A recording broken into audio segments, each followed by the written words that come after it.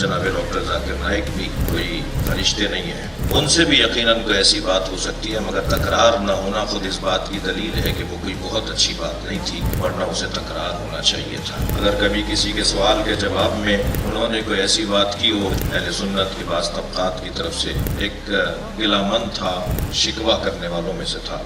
सबसे पहले मैं सदर महफिल जनाब डॉक्टर जाकिर नाइक साहब, मुफ्ती साहिब अज़मत जनाब मौलाना मुफ्ती अब्दुल रहीम साहब, जनाब मौलाना उवैस नूरानी साहब और इसी तरह मौलाना मुफ्ती नईम साहब के फर्जंद मोहतरम और हम सब की तरफ से, पूरे इस इज्तिमा की तरफ से, मेहमानान गिरामी की जानिब से नुमाइंदगी करते हुए मैं आप सब की तरफ से जनाब गवर्नर सिंध कामरान खान टिसूरी हफ़िज़हुल्लाह, अल्लाह इनको और बेहतरीन सलाहियतों तवानाइयों से सरफराज फरमाए, बेहतरीन महफिल सजाई है।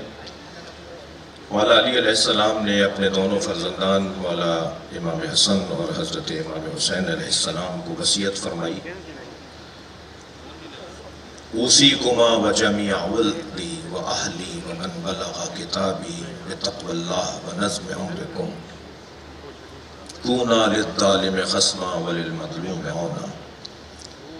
जब आपको ज़रूरत लग गई तो आपने 3 दिन जो बिस्तर अलालत पे गुजारे, उसमें इमाम हसन और इमाम हुसैन अलैहिस्सलाम को वसीयत में फरमाया, मैं तुम दोनों को और अपने सारे ख़ानदान को, आइज़ा अक़रबा को वसीयत करता हूँ और हर उस शख्स को वसीयत करता हूँ जिसकी समाअत तक, जिस तक मेरी ये आवाज़ पहुँचे, हमेशा जालिम से नफ़रत करना और मज़लूम से प्यार करना। इस वक्त आलम इस्लाम जिन मसाइल का और जिन मैदानों का मुकाबला कर रहा है, वो सबसे बड़ा मसला फ़िलिस्तीन है। लाखों लोग शहीद हो चुके हैं। हम शहीद इस्माइल हनिया और शहीद सैयद हसन नसरुल्लाह की शहादत पर उनके खानवादे को मुबारकबाद भी पेश करते हैं और आलम इस्लाम के लिए एक लम्हा फ़िक्रिया गोया खोलते हैं कि हम जिन मसलकी और फ़िक़ही और मुख्तलिफ तारीख़ी हक़ाइक़ को बयान करते हुए इस बात का ख्याल अगर न करें कि इससे जो आला और अरफा मक़ासिद को ठेस पहुँचती है, तो यकीनन वो उम्मत के लिए मुफीद नहीं है।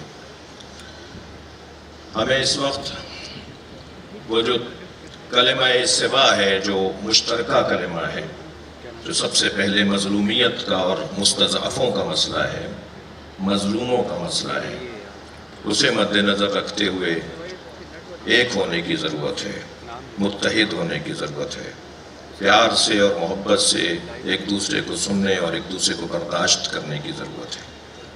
हकीकत है कि तारीख़ी हक़ाइक़ हैं और यकीनन कोई हम में से मासूम नहीं है। मुझ जैसे ख़तीबों और फिर सदर महफिल जनाब डॉक्टर जाकिर नाइक भी कोई फरिश्ते नहीं हैं। अगर कभी किसी के सवाल के जवाब में उन्होंने कोई ऐसी बात की हो जिसकी तरफ कुछ मेरे भाई जनाब गवर्नर सिंध डॉक्टर जनाब कामरान साहब हफ़िज़हुल्लाह ने बात की, मैं भी उन्हीं बातों की तरफ कुछ अपनी कौम की तरफ से भी और कुछ अहले सुन्नत के बाज़ तबक़ात की तरफ से एक गिलामन था और शिकवा करने वालों में से था। ये यकीनन ऐसा हो जाता है और उसको बार बार भी नहीं दोहराया गया, उसे बार बार भी नहीं कहा गया। लिहाजा हमें उन बातों को नज़रअंदाज करते हुए इसकी तवक्को रखनी चाहिए कि ख़ुद मैं और मुझ जैसे ख़तीब और डॉक्टर साहब जैसे दानिश्वर, जिन्होंने लाखों लोगों को खूबियों की तरफ मुतवज्जे किया है, अखलाकियात की तरफ मुतवज्जे किया है, इंसानियत की तरफ तवज्जो दिलाई है और नेक और एक बनने की बात की है, उनसे भी यकीनन कोई ऐसी बात हो सकती है, मगर तकरार न होना खुद इस बात की दलील है कि वो कोई बहुत अच्छी बात नहीं थी, ورنہ اسے تکرار ہونا چاہیے تھا، اسے بار بار بولا جانا چاہیے تھا۔ میں پاکستان کی سرزمین پر بحیثیت ایک پاکستانی شہری، پھر بحیثیت ایک مسلمان، پھر مسلمانوں میں ایک اہل بیت کی تعلیمات کا مروج اور مبلغ کی حیثیت سے ڈاکٹر ذاکر نائک کو خوش آمدید کہتا ہوں۔ شکریہ۔ لوگ اکثر بڑائی کرتے کہ میرے پاس رولز رائے ہے، میرے پاس لمبورگینی ہے۔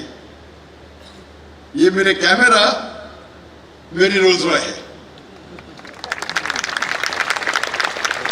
میری لمبورگینی ہے۔ آپ رولز رائے چلائیں گے تو جنت میں انٹری ڈیفیکلٹ رہیں گی، آپ کو حساب کتاب ہوئے گا۔ آپ لیکن یہ انگیلا لینز اور سونی وینس 2 کیمرے استعمال کریں گے دین کے لیے، تو امید ہے کہ آپ کو انٹری آسانی سے ملے گی۔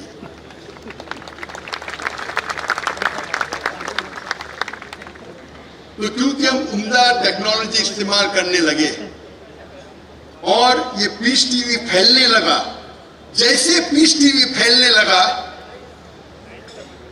تو جب بھی آپ کچھ اچھا کام کرتے ہیں اور لوگ آپ کو چاہنے لگتے ہیں تو اس کے ساتھ ساتھ مخالفت بھی بڑھنے لگتی ہے۔ اور جس طریقے سے پیس ٹی وی پھیلنے لگا اور جب میرے تقریر کے لیے آڈینس کی تعداد بڑھنے لگی تو کئی ممالک کے اندر میری انٹری بین ہونے لگی۔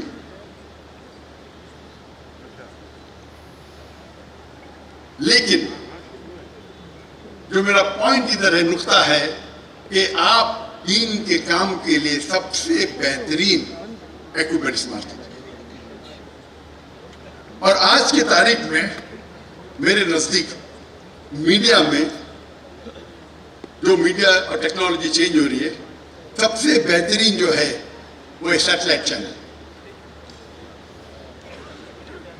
ہمارے پاس پرنٹ میڈیا بھی ہے جس کے فائدے اور نقصانات بھی ہے، وقت کی قلت ہے، آڈیو میڈیا ہے، ویڈیو میڈیا ہے، ابھی سوشل میڈیا ایکسپینڈ ہو رہا ہے، سوشل میڈیا۔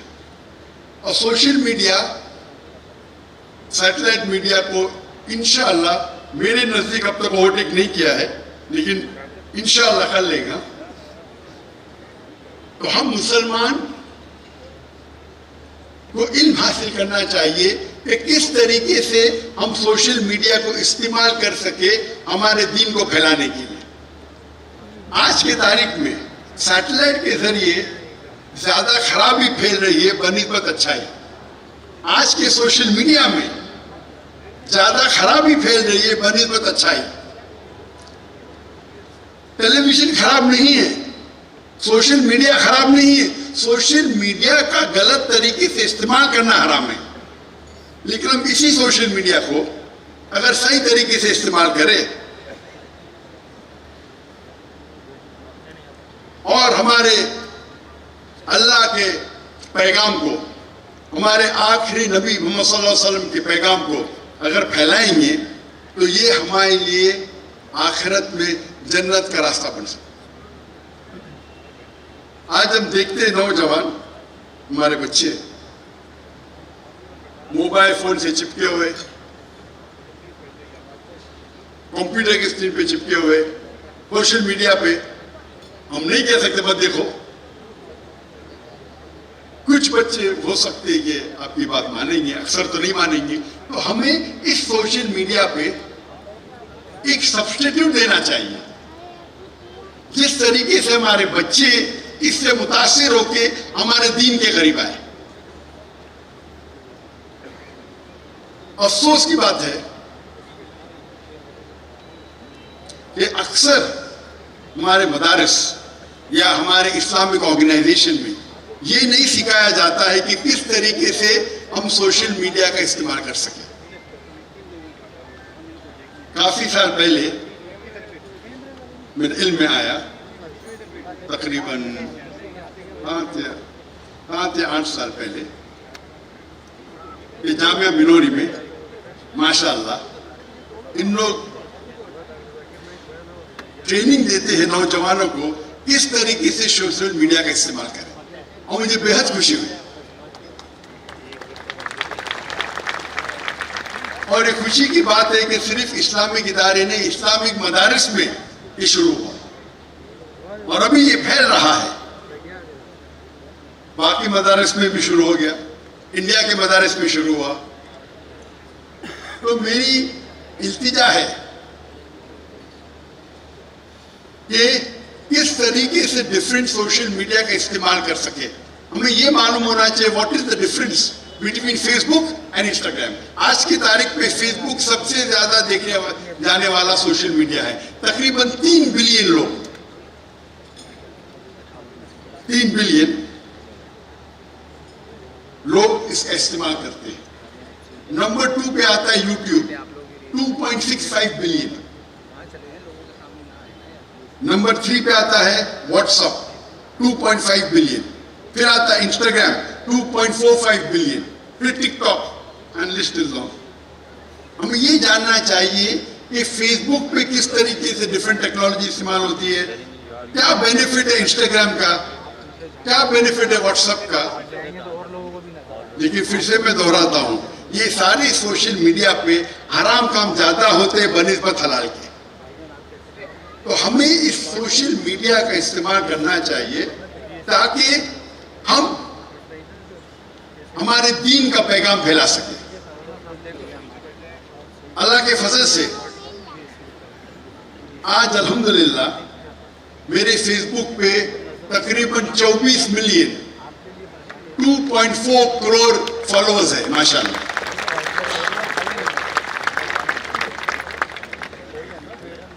लेकिन जैसे टेक्नोलॉजी बढ़ती है और वो जानने लगते हैं कि आप दीन का काम, इस्लाम का काम कर रहे हैं, वो आपको शैडो बैन करते हैं।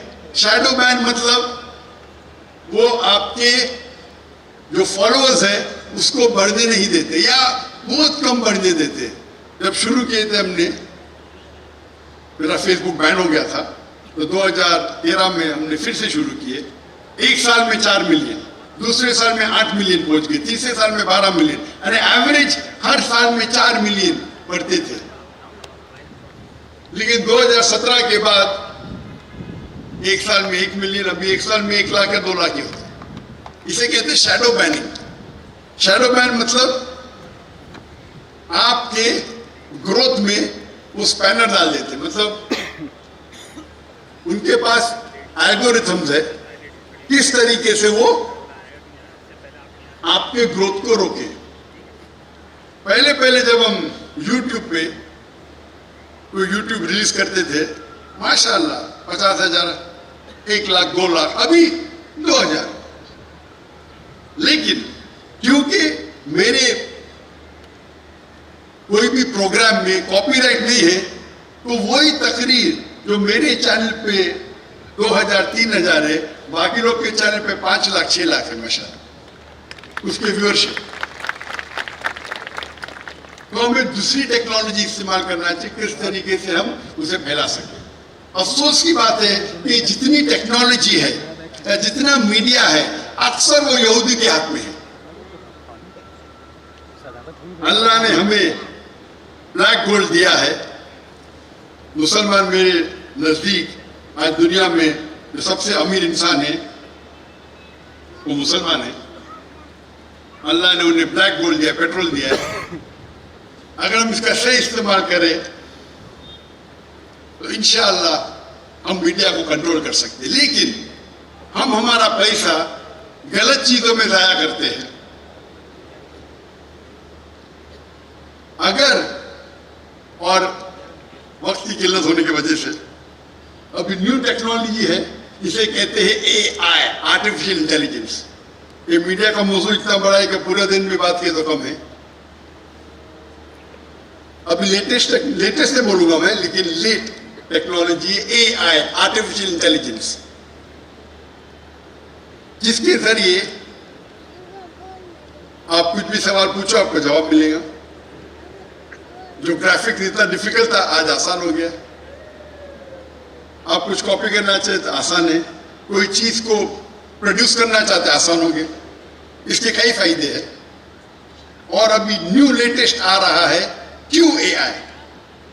वक्त की किल्लत है, लेकिन हम मुसलमान इसके ऊपर आर्टिफिशियल इंटेलिजेंस टेक्नोलॉजी के ऊपर रिसर्च नहीं कर रहे हैं, नहीं के बराबर।